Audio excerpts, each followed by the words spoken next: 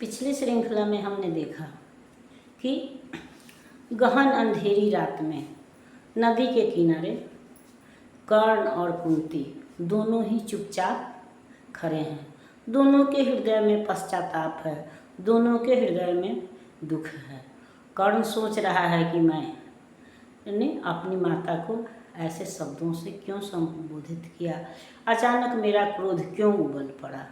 तो वह अपनी कही गई बातों से दुखी है और कुंती यह सोचकर चुप है कि गलती तो उसने की है।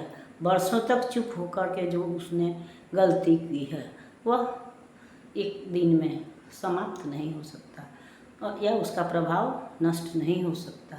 तो इसलिए कुंती भी दुखी है और अब उसके पास इस प्रश्न का कोई जवाब नहीं है कि इतने दिनों तक तुम कहाँ थी। अगर तुमको समाज से डर था तो तुमने तो छुप कर के भी मेरी सुधि नहीं ली, छुप कर के भी अपना प्यार नहीं बरसाया, अपनी ममता नहीं लुटाई और न मुझे समर्थन और संरक्षण दिया। तो आज क्या बात है कि तुम्हारा प्यार मेरे लिए उमड़ पड़ा है और इसका मतलब है कि यह प्यार नहीं है बल्कि स्वार्थ है जो मुझसे दुर्योधन से मुझको अलग करने के लिए किया जा रहा है। तो कुंती के पास भी इस प्रश्न का उत्तर नहीं है, इसलिए कुंती भी दुखी है और चुप है। और कर्ण इसलिए दुखी है कि उसने वर्षों बाद अगर माँ मिली भी है तो मैंने उसके साथ ऐसा व्यवहार क्यों किया। तो इस तरह से दोनों ही चुप हैं। लेकिन कुछ देर बाद कुंती स्वयं को संभाल कर कहती है कि तब मैं क्या कर सकती हूँ। वर्षों जो मैंने चुप रहकर गलती की उसका तो मेरे पास अब कोई समाधान नहीं है और न मुझे इस पर विश्वास ही था, लेकिन मुझे तुम पर विश्वास था कि हाँ तुम बड़े दानी हो। इस विश्वास पर मैं तुम्हारे पास आई थी। तो इसलिए अब मैं कह क्या सकती हूँ, मैं अब जा रही हूँ। वह कहती है तब जाती हूँ क्या और सकूँगी कर मैं, दूंगी आगे क्या भला और उत्तर में, जो किया दोष जीवन भर दारुण रहकर, मेटूंगी अब मैं उसे बात क्या कहकर। अभिलाष लिए तो बहुत बड़ी आई थी पर आस नहीं अपने बल की लाई थी। था एक भरोसा यही कि तू दानी है, अपनी अमोघ करुणा का अभिमानी है।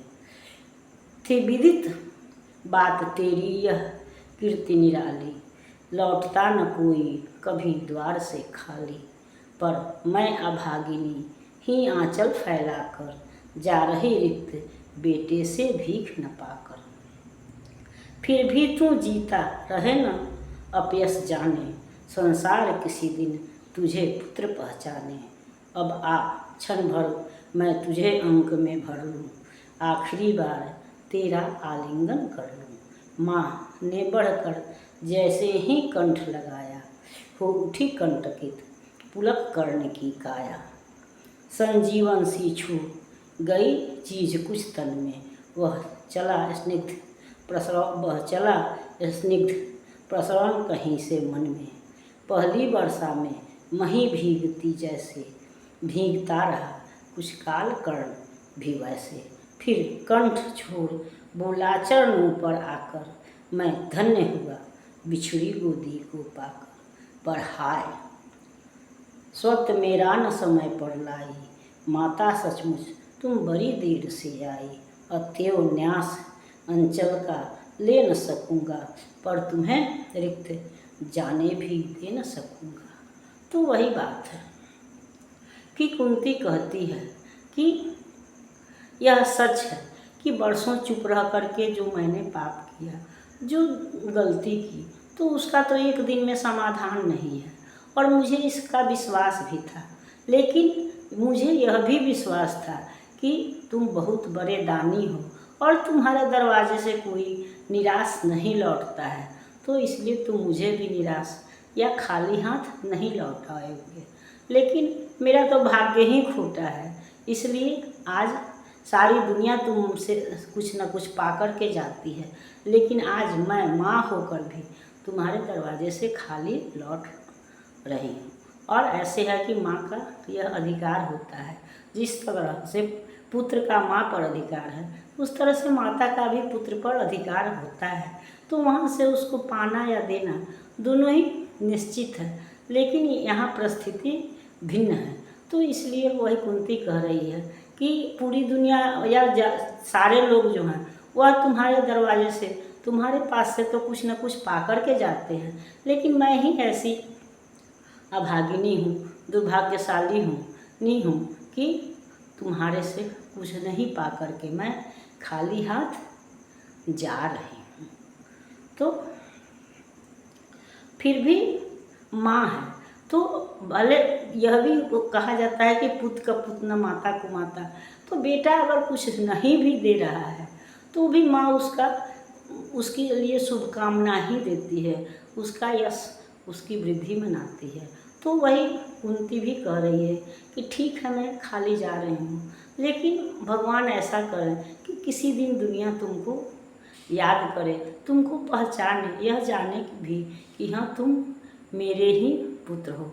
और अब मैं चूँकि जा रही हूँ और फिर हमारा मिलना संभव नहीं है, तो इसलिए आओ आज अंतिम बार मैं तुझे अपने गोदी में ले लूँ, तुझे गले लगा लूँ, फिर पता नहीं अवसर मिले ना मिले। तो ऐसा कहकर कुंती जो है हाथ फैलाती है या बढ़ाती है और कर्ण उसके गले लग जाता है। और तब उस समय जो भावना होती है, लगता है जैसे कोई भाव जो है वह बह रहा है, दोनों प्रेम की वर्षा में भीग उठे। लेकिन कुछ देर के बाद वही कर्ण जो है वह पहले तो वह उस प्रेम का, उस ममता का, उस आलिंगन का आनंद लेता रहा जो गोदी उसको पहले पहले मिली थी या जो जन्म के साथ ही बिछड़ गई थी। तो पहले तो वह उस आनंद का अनुभव करता रहा, लेकिन उसके बाद वह गले से छूट करके, गले से हट करके कुंती के पैरों पर आ गिरा और बोला। जब उस सुख का उसको अनुभव हुआ, माँ की गोद का अनुभव, जो माँ के गोद में रहता है उसी को पता चलता है। तो जब उस सुख का अनुभव हुआ तो वह बोल रहा है कि माँ तुम सही में देर से आई, तुम समय पर मेरा अधिकार नहीं लाई, और अब तो अंतिम समय है, इसलिए मैं इस अधिकार का उपभोग नहीं कर सकता। अधिक तुमने मुझे पहचाना, लेकिन देर से, जब मैं रहूँगा ही नहीं तो उसका उपभोग क्या करूँगा। लेकिन मैं तुम्हें खाली हाथ भी नहीं जाने दे सकता, इसलिए वही कहता है कि यह आवश्यक नहीं है कि हरदम पुत्र ही दे, और सारी दुनिया तो मुझसे लेती ही है, लेकिन तुम तो मेरी माँ हो, तो तुम तो मुझको कुछ दे सकती हो, या तुम तो मुझे कुछ दो, तुम मांगो मत तुम दो। तो इसलिए, और वही मांगता क्या है, वही बोलता है कि मैं केवल एक अर्जुन को मांगता हूँ, इसके अलावा जो तुम्हारे चारों पुत्र हैं उनको मैं नहीं छूऊंगा। मैं वंश में वापस तो आने वाला नहीं हूँ, और आऊँगा भी तब जबकि अगर दुर्योग से पांडव हार जाते हैं, लेकिन ऐसा संभव नहीं है, इसलिए क्योंकि पांडवों के साथ कृष्ण हैं। तो इसलिए मैं केवल एक अर्जुन को मांगता हूँ, और बाकी चारों भाइयों का प्राण जो है वह तुमको दे देता हूँ। इस तरह से कुंती से यह वचन लेकर के वह विदा लेता है, और दोनों अपने अपने घर की तरफ प्रस्थान करते हैं। इस पर हम अगली श्रृंखला में विचार करेंगे। तब तक यह श्रृंखला आपको पसंद आती है तो लाइक कीजिए, सब्सक्राइब कीजिए। मिलते हैं अगली श्रृंखला में, तब तक के लिए धन्यवाद।